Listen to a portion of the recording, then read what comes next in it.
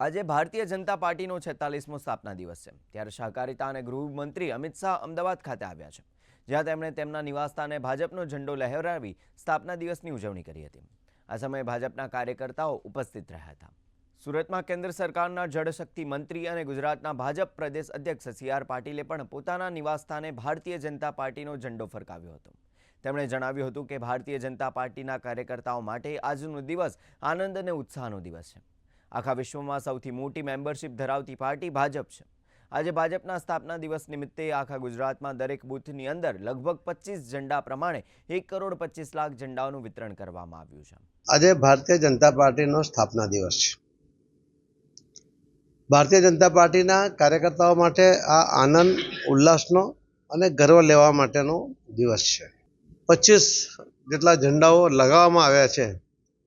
કાર્યકર્તાઓ પોતે જેમ આપણે ઝંડાનું મહત્વ સમજીએ છીએ, ભારતીય જનતા પાર્ટીનો આ ઝંડો પણ અમારા માટે એટલો જ મહત્વનો છે।